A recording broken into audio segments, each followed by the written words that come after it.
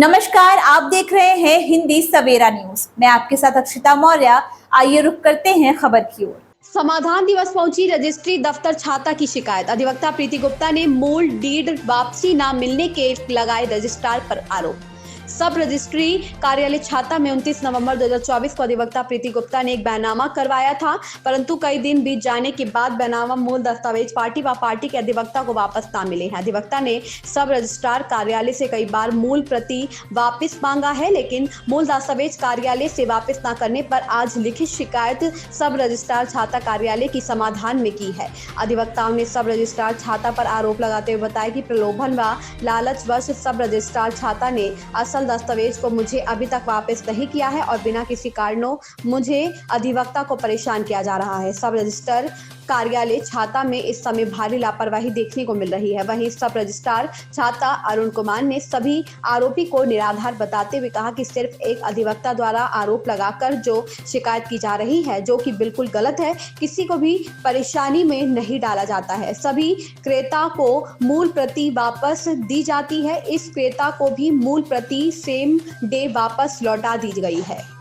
दिनेश जादौन की report.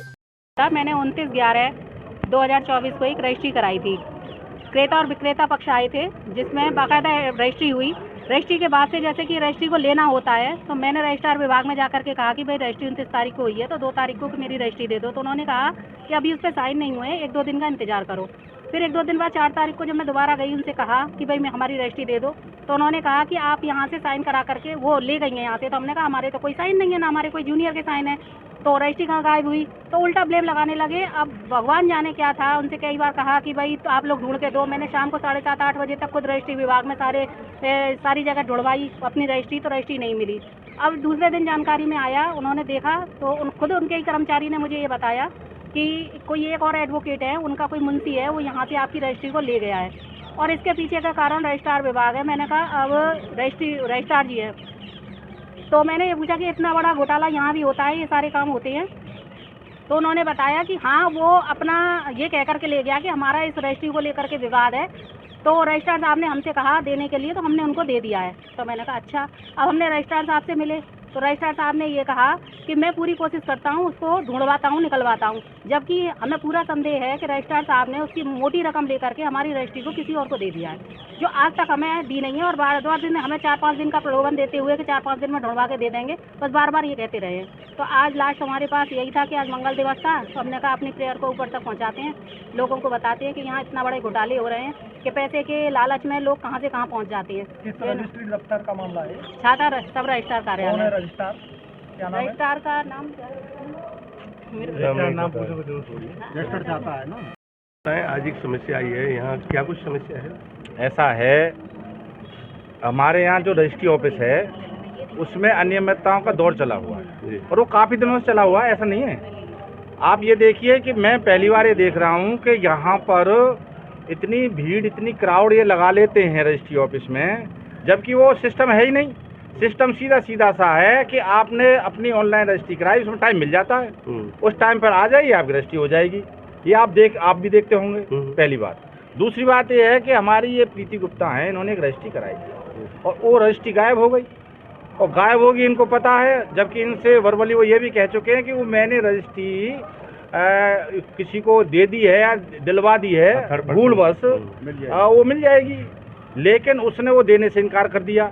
Registry का मसला ये रहता है कि अगर आप सर्टिफाइड कॉपी देते हो निकाल के, तो उससे लोन नहीं होता है, और अगर ओरिजिनल रजिस्ट्री देते हो तो उससे लोन होता है। तो इसका मतलब ओरिजिनल की ही वक्त है।